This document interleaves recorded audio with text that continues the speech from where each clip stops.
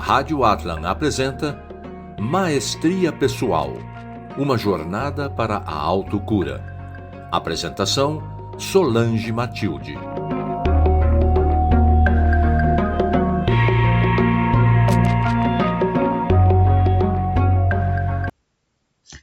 Olá, queridos amigos, buscadores e decifradores da revelação cósmica.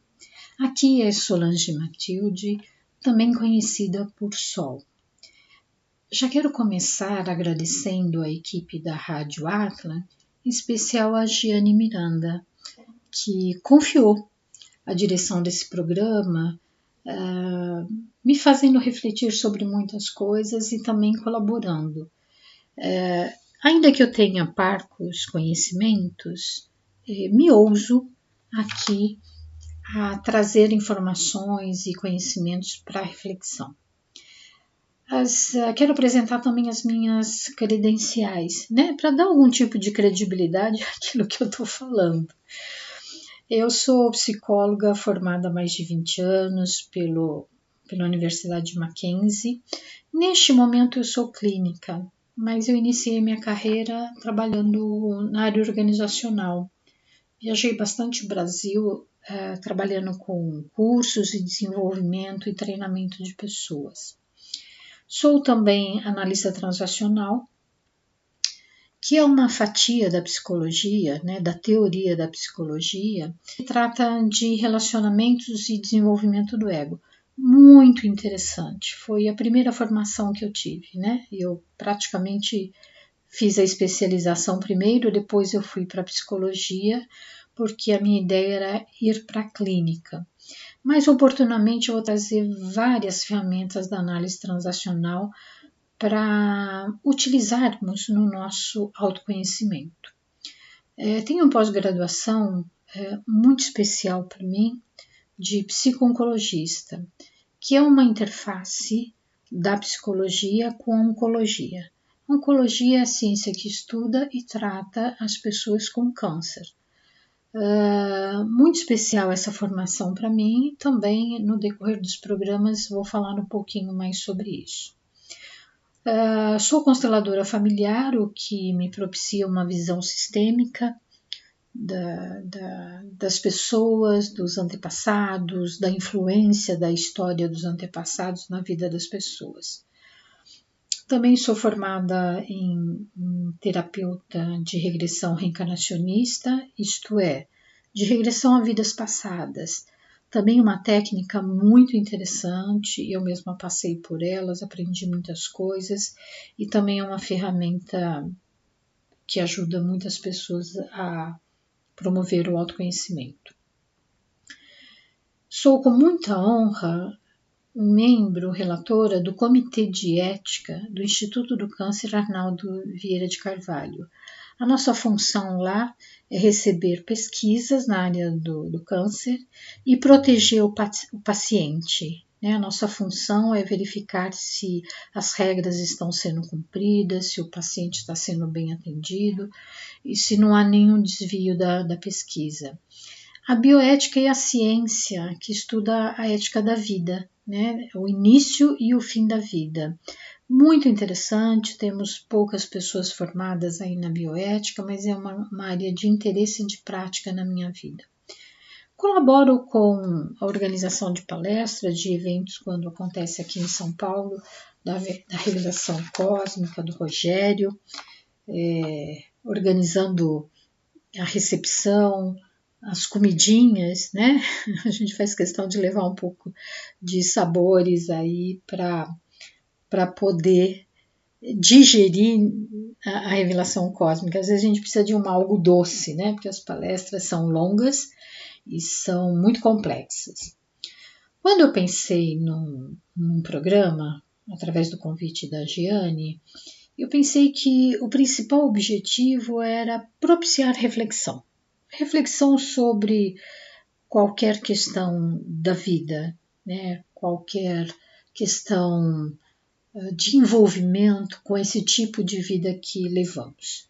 Então, a princípio, assim, uma reflexão, já que estamos ligados à revelação cósmica, é uma reflexão sobre o envolvimento nosso da revelação, porque é muito difícil passar incólume, né? Quando começamos a assistir, quando começamos a ouvir o que o Rogério fala, e a gente começa a acender, né, um desejo de evolução.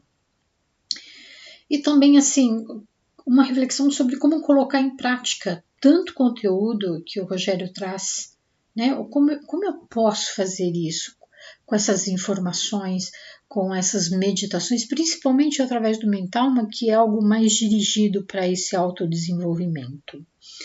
Vamos utilizar muitas coisas do Mentalma e muitas coisas das palestras também. Uma reflexão sobre os caminhos do planeta e os caminhos desses dois universos que a todo momento vai se modificando, a todo momento vai nos despertando com um detalhe daqui e dali sobre essa nossa existência. Reflexão também sobre o eu e o outro.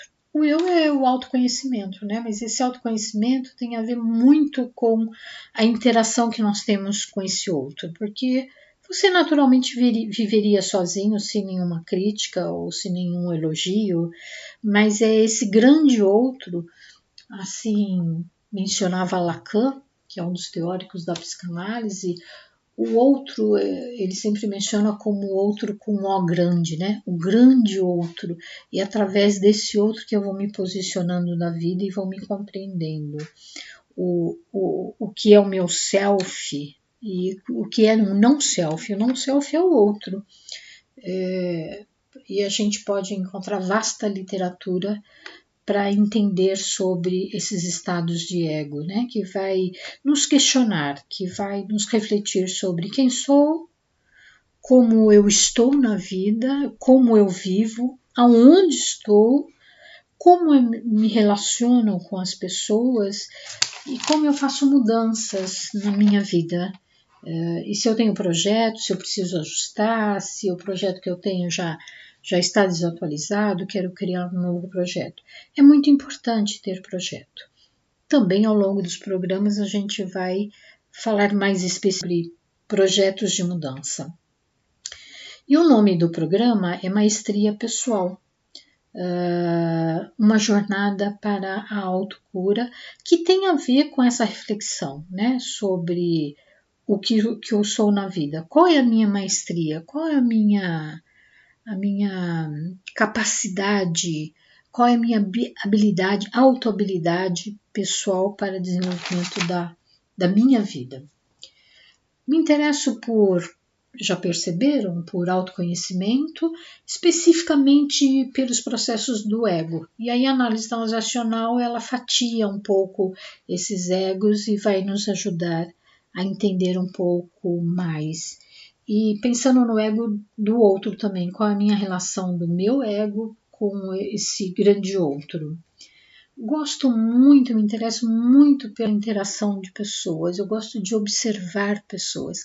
Às vezes, quando estou num shopping, estou num lugar onde fica passando pessoas, ou até mesmo debruçando na janela e olhando as pessoas transitarem na rua, eu fico pensando que história será desta pessoa, quais serão os tormentos que ela tem, quais serão os conflitos que ela está enfrentando nesse momento e como ela faz, né, para resolver.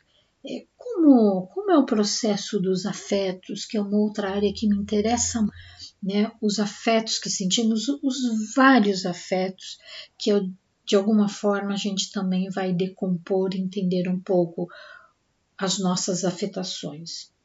Me interesso pelas patologias em sendo psicóloga e psico-oncologista, né? Nós precisamos mesmo ter um olhar para isso e a patologia voltado para a mente, para o psiquismo. Por força da psico-oncologia, eu também me interesso muito pelos cuidados paliativos, pelos lutos, porque na psico-onco a gente sempre vai trabalhar, né, desde o diagnóstico até o desligamento dessa pessoa da vida, e os cuidados paliativos são cuidados muito importantes, é uma novidade que está chegando aqui no Brasil, estamos no início dos cuidados paliativos e precisando de muita gente para trabalhar nessa área. Me interesso por psicossomática, que é a somatização dos nossos corpos, né? Os nossos corpos nos falam de diversas formas. O sintoma é uma fala do corpo. E eu costumo dizer que o corpo não mente. Então, por isso, me interesso muito pela psicossomática. Depois vou indicar um livro maravilhoso para você ter de cabeceira, para que os seus sintomas se tornem uma ferramenta de autoconhecimento. Me interesso muito por neurociência, especialmente a neurociência afetiva e a neuropsicanálise. Estou no momento fazendo um processo pessoal através da autoescrita para continuar o meu autoconhecimento, né? Sempre estou buscando ferramentas novas. E aí também vou comentando e trazendo para vocês mais possibilidades. E ultimamente um grande interesse sobre superdotação e altas habilidades, pela necessidade de atender pessoas aí com superdotação, que a gente imagina que é maravilhosa, que são gênios, mas existe muito sofrimento. E a sociedade e nem as escolas estão aí a superdotação. As minhas leituras atuais, e eu faço multileitura, eu leio vários livros ao mesmo tempo. Na Revelação Cósmica, esse livro eu já terminei, é O Abismo da Consciência Cósmica, do Jean Vauelan, evidentemente um livro maravilhoso, e eu tenho grande dificuldade de escolher o melhor livro que Rogério escreveu, porque são vastos, então depende muito de gosto. E como nas palestras eu sempre cuido dessa parte dos livros, eu tenho alguém me auxiliando ali, trazendo os livros, e então eu leio muito até para poder dar uma melhor indicação. Mas é uma corrida sem fim, né? Sempre tem livro novo, tem um livro que a gente precisa voltar a reler, porque é muito vasto o conhecimento do Rogério. Estou lendo também 10 Princípios Antes do Fim, do Emmanuel Aragão, que está ligado à neuropsicanálise, e aí mais voltado para a formação da teoria da neuropsicanálise, da neurociência afetiva, muito interessante. Estou lendo também a Terapia da Dignidade, do Marvin Max Choknov, que está ligado muito à questão de cuidado paliativo. É um livro incrível, poético. Eu sei que muitos vão dizer, Solange, como assim? Poesia no fim da vida? É verdade. Existe muita honestidade, muita poesia no fim da vida. E a ideia dos cuidados paliativos é trazer dignidade para esses momentos tão sofridos, tão solitários. E um outro livro que eu estou lendo, mas aí já estou lendo em grupo, né? É um grupo de pessoas que se juntam uma vez por semana para esmiuçando o livro A Prateleira do Amor, da Valesca Zanello, que o tema é sobre gênero, né? Especificamente as mulheres colocadas na prateleira. Muito interessante. Tem um café filosófico com a doutora Valesca Zanello, que é bem interessante, traz praticamente o resumo dos livros. Peço a você que, independente dos seus interesses, veja o Café Filosófico da doutora Valesca. E oportunamente nós vamos colocar também coisas que eu estou vendo nesses livros.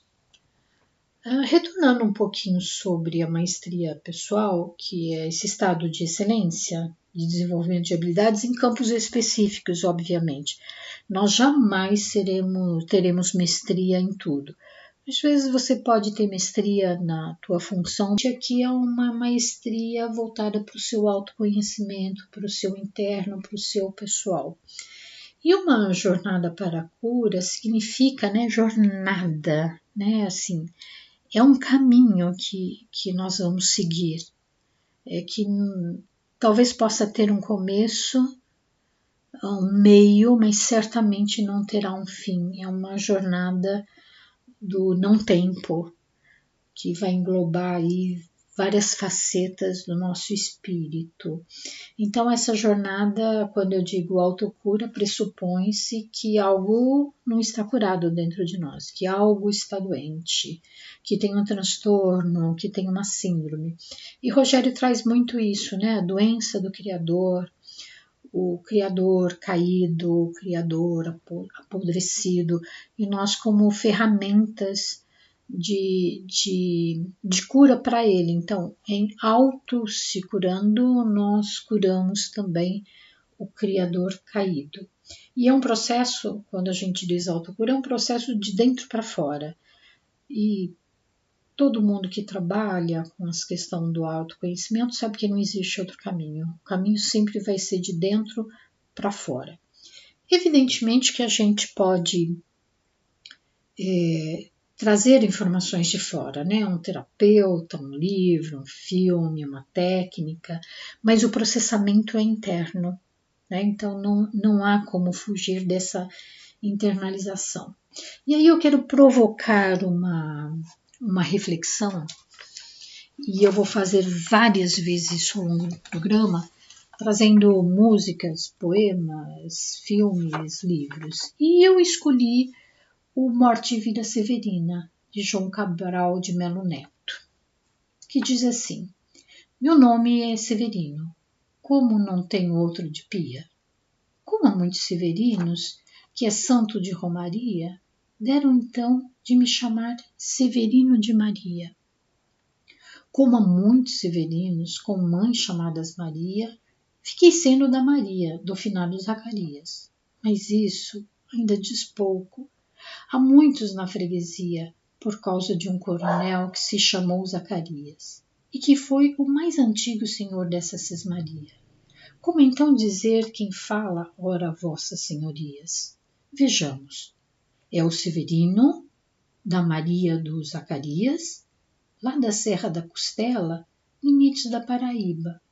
Mas isso ainda diz pouco, se ao menos mais 5 havias, com nome Severino, filhos de tantas Marias, mulheres de outros tantos já finados Zacarias, vivendo na mesma terra, na mesma serra, magra, ossuda, em que eu vivia. Somos muito severinos, iguais em tudo na vida, na mesma cabeça grande que a custo é que se equilibra, no mesmo ventre crescido, sobre as mesmas pernas finas. Iguais também porque o sangue que usamos tem pouca tinta. E somos severinos iguais em tudo na vida. Morremos de morte igual, mesma morte severina, que é a morte de que se morre de velhice antes dos 30, de emboscada antes dos 20, de fome um pouco por dia, de fraqueza e de doença, é que a morte severina ataca em qualquer idade, até de gente não nascida. Somos muito severinos, iguais em tudo na sina, e de abrandar essas pedras, suando-se muito em cima, e de tentar despertar, terra sempre mais extinta, de querer arrancar algum roçado da cinza. Maravilhoso! Somos tanto severinos na revelação cósmica, não é verdade? Essa busca incessante, mesmo que a serra seja magra, seja ossuda, estamos lá nós cavando essas informações na revelação cósmica. E ainda somos tanto severinos que precisa dar característica a cada um de nós, porque somos muitos e temos muito pouco autoconhecimento.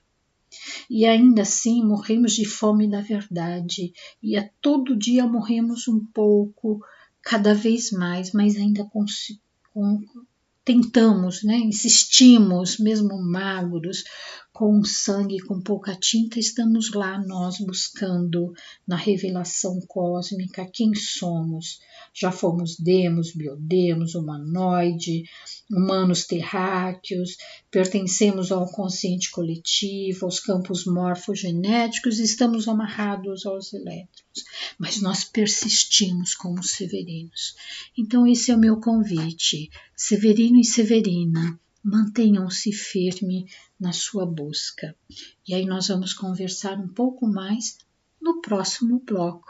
Então precisamos dar uma paradinha e voltamos já já com você no próximo bloco. Até já! Olá, vamos para a segunda parte do nosso programa. Se lembra que nós trabalhamos o poema de Morte e Vida Severina, de João Cabral de Melo Neto. E eu perguntei para vocês sobre se vocês conheciam o mito de Procusto.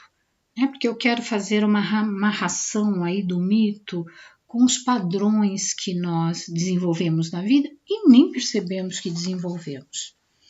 O mito de Procusto vem da mitologia grega. Procusto era um ladrão que vivia na floresta e todo mundo que passava por lá, que caminhava por lá, ele oferecia pouso. Mas tinha um grande problema. Ele tinha uma cama de X tamanho. E se você fosse muito comprido para aquela cama, ele cortava os pés para caber na cama que ele tinha. E se fosse muito curto, ele esticava. É um pouco aterrador a gente pensar nisso, né? Mas os mitos são assim bem duros, bem cruéis, para que a gente entenda com clareza o que é tentar encaixar uma pessoa numa forma única, já que somos tão diversos. Então, o mito de Procusto fala sobre padrões. E a gente já percebeu que nós temos vários padrões na nossa vida. E a gente nem percebe que está dentro de algum padrão. Por exemplo, ser mulher no Brasil, numa educação latino-americana, como é? Pode isso, pode aquilo outro? Não, tem um desenho, né? Para aquela pessoa seguir, para que ela tenha aquela sensação de estar enquadrada dentro da normalidade. Mas para tudo que nós olhamos, nós vemos padrões. O psicólogo é um especialista de ver padrão. E aí a gente vai tentar entender se aquele padrão está dentro dessa tal normalidade ou só está dentro de algum quadro patológico. Para tratamento, para medicação, enfim. A gente estuda muitos padrões. Portanto, todos estamos submetidos a padrões.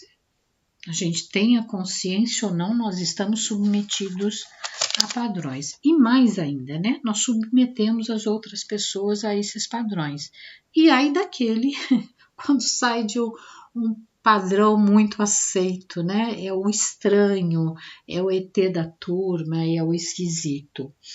Então, para encarar a maestria pessoal, nós precisamos olhar para os nossos padrões ou receber algum tipo de ajuda para nos ajudar a ver quais são esses padrões internalizados, conscientes e inconscientes, para que a gente possa ampliar a nossa visão de quem somos e de quem o outro é. E também para existir uma possibilidade de sair de um padrão, por exemplo, que seja mais doentio ou que não esteja muito adaptado ou que esteja muito adaptado, né? Às vezes a gente se pega adaptado demais, né? E existem hoje situações, por exemplo, no trabalho, a gente começa a ficar automatizado, né? Dentro desses padrões e sem perceber que existe uma possibilidade de sair dos padrões. Para tanto, nós precisamos criar novos padrões. Estabelecer qual o padrão e como que eu vou fazer essa mudança. E é bom que a gente entenda que o campo morfogenético ele é mudado por padrões, por repetição de padrões.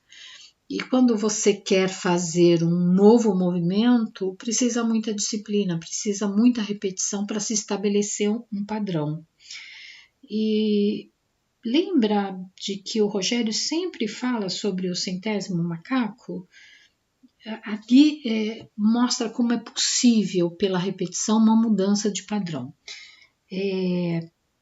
O centésimo macaco, acho que a gente já, muitos estão cansados de ouvir, mas mais uma vez é importante que a gente possa esmiuçar um pouquinho essa questão do centésimo macaco.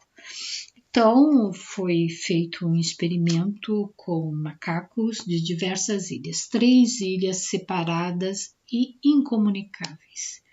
E os cientistas jogavam na ilha batatas. E os macacos se alimentavam dessas batatas. Então, simplesmente iam até a praia e pegavam aquela batata toda cheia de areia e comia. Porém, um macaco, na verdade eu acho que foi uma macaca, né? Parece que as mudanças de comportamento estão mais atreladas às mulheres, ao sexo feminino, às fêmeas. Então a macaca teve a ideia ou o impulso de lavar a batata. E evidentemente aquela batata ficou muito mais saborosa sem areia. Portanto, observou-se que ao jogar as batatas, uma macaca lavou a batata e outras, vendo, começaram a mudar um comportamento esperado, né? A gente olha para alguém que faz um comportamento que nos agrada, nós desejamos copiar aquele comportamento. Então, é muito fácil. Porém, as outras ilhas não tinham comunicação nenhuma e os cientistas jogavam as batatas também nas praias. Depois de um dado momento de repetição de macacos e macacas lavarem as batatas na primeira ilha, esta informação passou-se para a segunda e para a terceira ilha e todos de repente começaram a lavar as macacas. Veja, de onde vem essa informação? O macaco da ilha 2, da ilha 3, não viu ninguém lavar as batatas. E aí a gente começa a entender a ideia do campo morfogenético. É um campo genético, os macacos estão dentro dessa grande família dos macacos, portanto é genético, né? O macaco tem o rabo assim, o pelo assim, o formato do crânio assim, os pés, enfim, tem aquela característica genética daquela raça. E o comportamento também está instalado dentro do campo morfogenético, mas para isso ele precisa de repetição. Por isso que tem essa ideia que quando o centésimo macaco repete o mesmo comportamento, esse comportamento fica instalado no campo morfogenético. Portanto, se nós desejamos mudar um comportamento, é necessário existir uma persistência, uma repetição desse comportamento para que no nosso campo morfogenético do humano, em especial na família de cada um, possa estar instalado esse novo comportamento de mudança, de novo comportamento, superando o antigo, embora possa estar à disposição o comportamento anterior e o novo comportamento. E nós todos podemos ser agente dessas transformações de comportamento. Não é verdade? Você não gostaria de, em percebendo um comportamento danoso, um comportamento inadequado, um comportamento doentio, e que se você olhar para a sua família, olhar para o seu meio, aquilo é repetitivo? Vamos pegar um exemplo de pessoas que bebem demais para se alegrarem, para ficarem mais efusivas numa festa, numa situação ou no fim de semana. E a gente pode dizer que esses comportamentos podem estar instalados em várias pessoas dentro dos antepassados.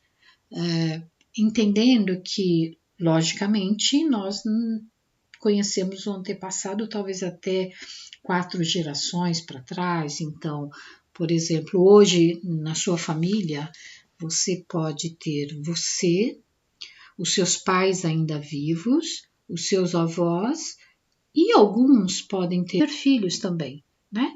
Então, em média aí, né? Então, os seus filhos, você, os seus pais, seus avós. Fácil ter 4 gerações. E quem puder, pode alcançar a 5ª geração. E é muito interessante como que se forma esse campo morfogenético das famílias.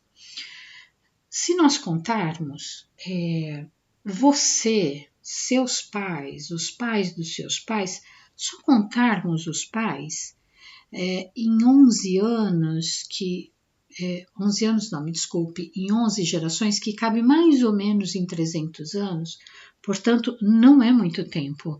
300 anos cabem essas 11 gerações, mais ou menos, né?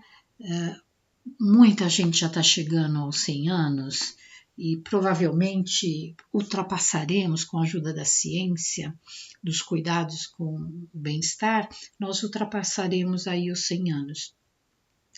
Então, dentro desses 300 anos, em 11 gerações, só contando pai e mãe, quero frisar isso, né? Não vai contar tio, não vai contar primo, não vai contar irmão, só vai contar os pais. Nós temos 4.094 pessoas que tiveram comportamentos que possivelmente você ainda tem, né? Em 300 anos, talvez você não tenha mudado muita coisa.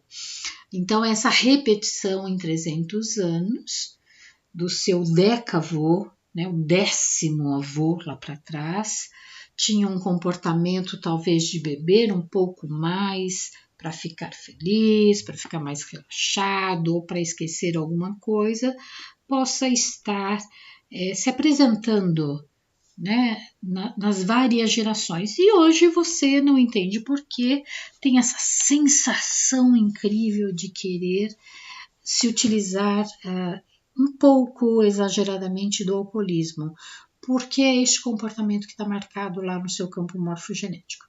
Portanto, como faremos para mudar? Primeira coisa é ter consciência do comportamento que você quer mudar.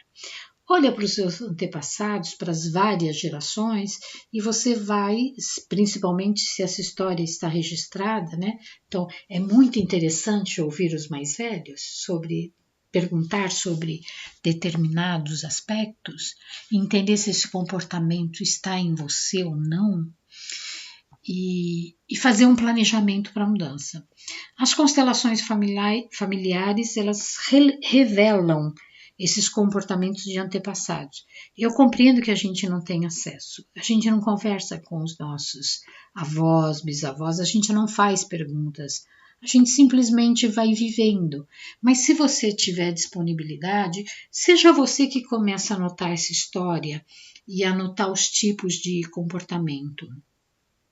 É possível fazer o genograma, né, e fazer uma investigação sobre religiosidade, sobre profissões, sobre doenças de várias gerações. E aí fica muito claro quando a gente coloca no papel como é essa repetição. Então, de alguma forma, identificar qualquer comportamento que você não quer mais manter, talvez você seja este elo da corrente que vai se quebrar para instalar um novo comportamento. E para isso você precisa de uma certa disciplina, de uma certa persistência e de muita consciência para escolher esses padrões e para fazer as mudanças. Portanto, as mudanças podem vir através de uma terapia, de uma constelação familiar, às vezes pode vir de um filme que você está assistindo e percebe que a sua família funciona mais ou menos daquele jeito. Pode ser através de uma conversa entre os familiares ou até entre os amigos, né? Nós temos habilidades de perceber padrões. A gente só não sabe muito o que fazer com isso. Mas em observando, em detectando um comportamento que eu gostaria de mudar, eu vou fazer um planejamento e tentar fazer essas mudanças.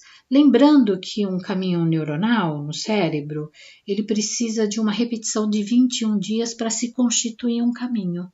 Então a persistência está por aí. Pelo menos não é um número cabalístico, é um número que mostra que essas repetições vão criando um caminho neuronal. Tudo muito interessante, né? Mas nós precisamos fazer mais um intervalo.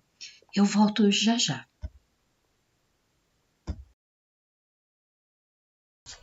Olá, voltamos para a terceira parte e última parte do nosso programa. A gente já falou de muitas coisas, né? Já falamos sobre o poema Morte e Vida Severina, já falamos sobre o mito de Procusto, já falamos sobre um pouco do campo morfogenético e ao longo dos programas a gente vai se aprofundando sobre esses temas, principalmente campo morfogenético, ok? E pensando tudo isso, eu gosto muito da parte prática, né? E fiquei pensando aqui como que a gente poderia fazer uma reflexão para olhar para a nossa vida e ter um projeto de vida, um sentido da nossa vida. E o tempo que a gente tem, né, para fazer isso, dentro do tempo que nós vivemos agora, e atualíssimo, né? Com tantas coisas acontecendo no mundo, a gente sempre está se questionando o que é a vida, como eu estou na vida. E eu vou utilizar também algumas ferramentas do Mentalma. E no Mentalma 1 tem lá, logo no primeiro capítulo, alguns exercícios para você pensar, para você refletir. Vamos trabalhar com a primeira pergunta sobre o seu projeto relativo ao tempo. A primeira pergunta é o seguinte: como você ocupa seu tempo? Você tem consciência de como você ocupa o seu tempo? Acho que a maioria de nós ocupa o tempo trabalhando. Uma parte estudando, uma parte cuidando da família, uma pequena parte de lazer. Para fazer algum tipo de mudança ou ter um projeto de mudança para as nossas vidas, nós precisamos entender, né, dentro do tempo que nós temos, como está. O primeiro passo é entender como está, ter consciência de como está a sua vida nesse momento em relação ao que você vive e o tempo que você tem para viver. Um dia, por exemplo. Eu sugiro que você faça a roda da vida. A roda da vida, você vai lá no Google e coloca a roda da vida e vai ter diversos modelos de roda da vida.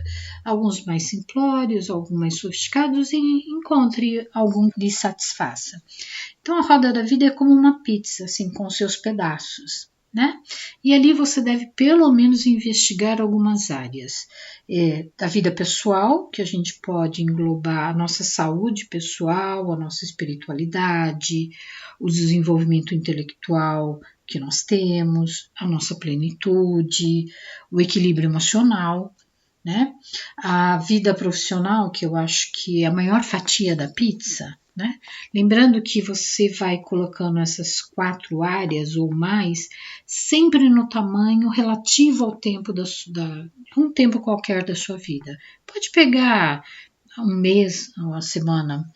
Aí você tem o campo do profissional, que é onde a gente gasta mais tempo. Passamos de 6 a 8 horas e se formos contar deslocamento, refeição, a gente aí tem, sei lá, para 10, 12 horas do nosso tempo voltado para as questões profissionais. Aí engloba então o trabalho que eu estou fazendo atualmente, seja ele de qualquer natureza, se é CLT, se eu trabalho por autonomia própria, se eu tenho um negócio, enfim, cada um sabe aí das suas características. Da carreira, né, a gente sempre tem que estar gastando muito tempo de investimento em carreira, mudança de carreira, estudos para melhorar a nossa condição de trabalho, treinamentos, desenvolvimento dentro das empresas. Então, fatia grande essa. Outra fatia é a fatia dos relacionamentos, né? E engloba família. Você volta para casa, você tem uma família e você tem várias demandas dentro da família. Especificamente dentro da família, um pedaço do relacionamento para o casal, né, que às vezes é muito negligenciado. Da vida social com os amigos, nós temos relações, né, com outros familiares e com os amigos. Que tamanho da fatia de relacionamento você dedica o seu tempo. Qualidade de vida, você também precisa ter lazer, ter hobby é uma coisa bastante importante. Atividade física, nem falar, eu nem sei se encaixo lá na saúde, atividade física, porque hoje em dia a atividade física é fundamental e nos traz longevidade e traz mais saúde para os nossos joelhos, né? Não adianta querer fugir mais da musculação ou dos alongamentos para o nosso corpo reagir, porque a nossa vida tem aumentado bastante e precisa ser com qualidade. Né? Em termos de qualidade de vida, assim, viagens, o quanto eu gosto de usufruir disso, conhecer outras culturas e também como qualidade de vida, momentos de descanso, né? Aí pode entrar o sono pessoal, mas entra na qualidade de vida, melhora fixação de memória se você dorme bem, se você não dorme bem. Na qualidade de vida, sua saúde, você pode estar enfrentando alguma doença e o que você pode fazer para melhorar essa condição. Então, faça esse exercício e eu diria assim, não deixa de fazer se você quer ter uma percepção de como é o tempo da sua vida atual, para que você possa modificar essa configuração. Ok, eu acho que se a gente está num momento bastante importante da nossa carreira, a gente vai dedicar mais tempo a essa. Só que a cada fatia maior, você vai exprimir outra fatia. Você pode negligenciar uma fatia que talvez seja muito importante para você. Então, esse mapeamento através da roda da vida vai te dar uma noção, uma consciência do que é hoje. E aí não vale se sabotar, né? Fingir que não é isso. E isso é um trabalho para fazer você com você. Você não precisa estar mostrando com ninguém. Não gostou depois que fez, compreendeu, se quiser rasgar e jogar fora, tudo bem. O importante é que você tenha consciência de como está o tempo no seu tempo atual, com as suas várias atividades. Quero reforçar que a gente tem quase 50% da pizza em relação à profissão, né? Os workaholic, e tem uma nova ideia, ser um work lover em vez de um workaholic, quer dizer, amo o meu trabalho e me dedico muito a ele, mas eu não negligencio as outras áreas, procurando trazer algum equilíbrio. E a negligência pode gerar problemas de relacionamento e problemas patológicos, né? Às vezes um workaholic não percebe o que está acontecendo com o corpo dele, não se dedica aos cuidados, não só físicos, mas os cuidados emocionais. A vida profissional hoje tem muita pressão, né? Tem muita exigência, tem muita meta a ser cumprida. E aí depois de pronto, se você quiser colorir, tem algumas rodas da vida que fazem diversos círculos para que você tenha uma maior consciência. Então a minha pergunta é a seguinte, depois que você fazer isso, tenho certeza que você já imaginou alguma coisa aí, ou está rabiscando no papel ao ouvir, ou dá um pause, vai lá, faz a sua roda da fortuna e volta. A primeira pergunta é assim, você gostou do que você viu?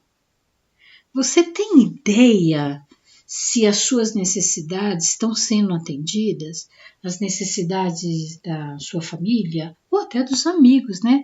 Amigos precisam conversar, amigos precisam se encontrar, renovar as amizades, que é um grande apoio na nossa vida, principalmente nas horas difíceis. Aí, quando a gente pensa em essa pizza e o gasto que eu tenho com o tempo aí, é assim, quais são as suas prioridades mesmo? Tem prioridades ou tá tudo meio embolado? Existe um instrumento que eu gosto demais que se chama GUT, que é uma análise de situações, para que você reconheça a situação, e também é só procurar no Google, tá? Que você vai encontrar lá todas as instruções para entender, para separar, né? Assim, reconhecer situações, separar situações, estabelecer prioridades. E veja que interessante, o Gucci, ele trabalha assim, o G é gravidade. Então, assim, tem gravidade aí no seu mapa, na sua vida? A gravidade é um impacto causado por um problema na sua vida. É muito grave, é menos grave? E lá tem uma pontuação que você vai decidindo, né, de 0 a 5, onde está a gravidade dos conflitos, das situações. O U é de urgência. Assim, requer alguma ação imediata? Pode esperar muito tempo? Como que é na questão das prioridades a urgência? Tem coisas que não dá tempo para esperar. Sei lá, se a gente pensar numa goteira dentro da sua casa, numa área que seja importante, você tem que resolver imediatamente. Não pode deixar para amanhã, não pode deixar para depois. Talvez trocar a porta por uma porta mais bonita, pode ser que você possa esperar mais tempo, né? E tendência é a tendência do problema se resolver ou não. Tem coisas que você precisa resolver imediatamente. E tem coisas que, se você não fizer nada, se manterá naquela situação. Então, entender se aumentará o problema na situação, se permanecerá, ou até, se você não fazer nada, vai diminuir. Então, são 2 instrumentos maravilhosos para você fazer agora. A roda do tempo e dar uma olhadinha no Gucci e estabelecer as suas prioridades. Lá tem umas notas que você vai dando e aí você faz uma multiplicação, já vai sair o que é prioritário na sua vida. Já que às vezes a gente fica muito confuso, né? É tanta demanda, e aí entra a revelação cósmica como mais uma demanda a ser cumprida. E nós temos uma certa fascinação, né? Porque somos buscadores, uma certa fascinação em relação à revelação cósmica, porque ela fala dentro de nós, ela fala nossa alma, o nosso espírito. Então, dentro dessa fatia, talvez você deseja ter uma pequena fatia da pizza para se dedicar. E essa pergunta que o Rogério está fazendo lá no Mentalma: como você ocupa o seu tempo? Como está neste momento a ocupação do tempo em relação a quem você é e a como você vive? E eu espero que, através desses instrumentos, você dê uma primeira olhada para como está a sua condição atual. E talvez já começar a fazer algumas mudanças, né? Provavelmente tem alguma parte da sua vida que a fatia da pizza está muito magrinha. E talvez você queira trazer novas coisas para essa pizza. Evidentemente que você só tem aquele tamanho da pizza, ok? Você vai ter que talvez diminuir uma área que esteja muito grande, né? Imagina a questão de atividade profissional, de repente você se dá conta que ocupa 80% da pizza, tem alguma coisa errada, né? 80% dedicado ao trabalho.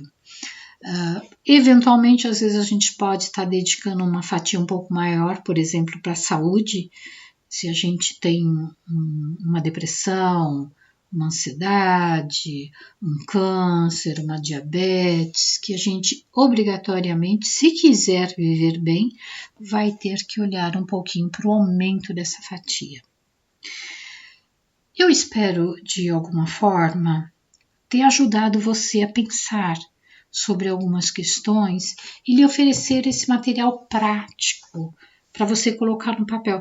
E é muito importante que coloque no papel, tá? Porque às vezes assim, dentro da nossa cabeça é tudo muito fluido, são muitas imagens, então é importante que você coloque no papel. Principalmente quando você tiver dúvida, escreva. Eu quero agradecer a sua atenção. E no próximo programa a gente vai falar mais sobre autoconhecimento. E eu espero, com toda a minha verdade, estar contribuindo para que você encontre aí um filete, uma linha em que possa fazer você parar, sair dessa forma de viver tão automático. Então é um convite para você, para desenvolver a sua maestria pessoal e encontrar um caminho de autocura. Até o nosso próximo programa. Bye, bye.